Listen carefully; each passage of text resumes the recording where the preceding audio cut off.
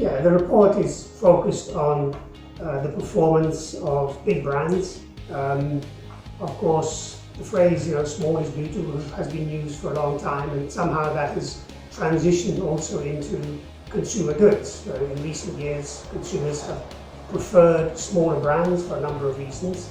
And what this report is about is how big brands can actually leverage the assets to have and be attractive once more to consumers as they were up to about 5 or 6 years ago. So that's what the report is focusing on.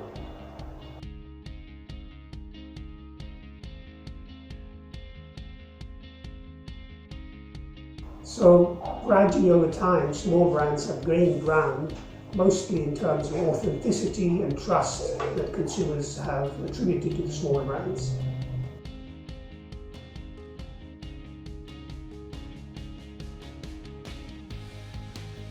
Yeah, small brands, of course, because they're small, are much more agile.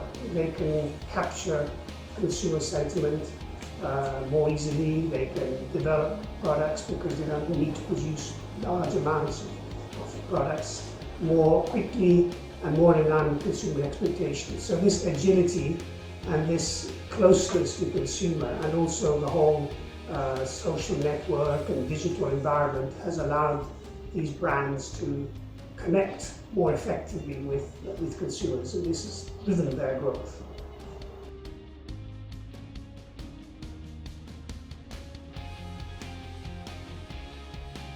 In a number of categories, small brands have gained ground. For example, the craft beer phenomenon was all around a small local brand being much more attractive than a large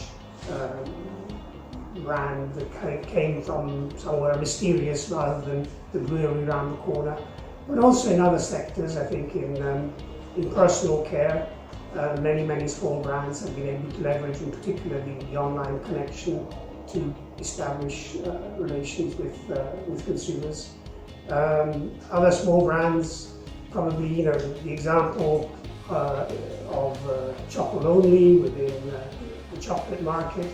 It's now becoming a medium-sized brand, but it started off without the ambition of being a large brand. But the focus was how the product was made, and as such, the brand has succeeded in maintaining this closeness to consumers.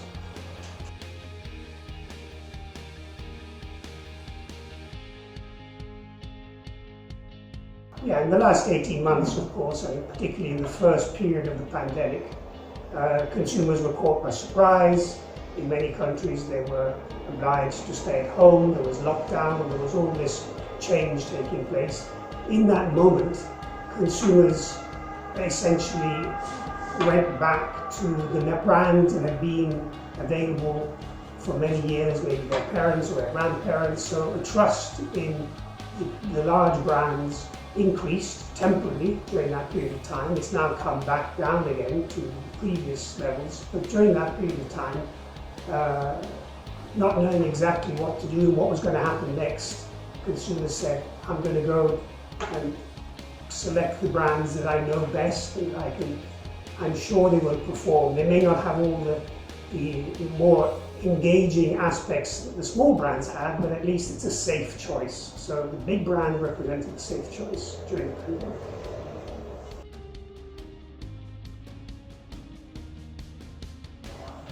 Yes, we're now entering a phase of stabilization, hopefully of containment of the pandemic through vaccinations.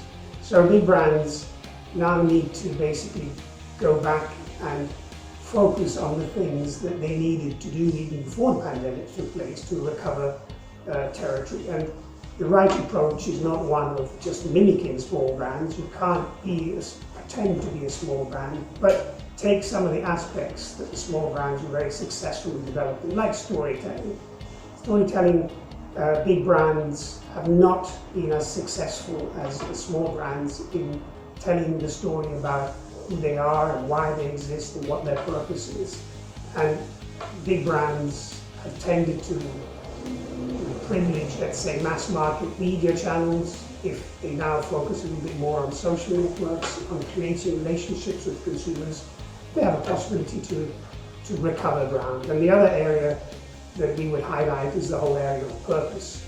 Big brands actually, and sustainability. Around sustainability and purpose, big brands actually have the possibility of impacting much more than small brands situations in terms of how farmers are treated and how they're paid. So I think the fact that the big brands has actually been a disadvantage, and now that needs to be turned into into an advantage, because as a big brand you can say, I can actually impact things in a more significant way than a small brand and improve society.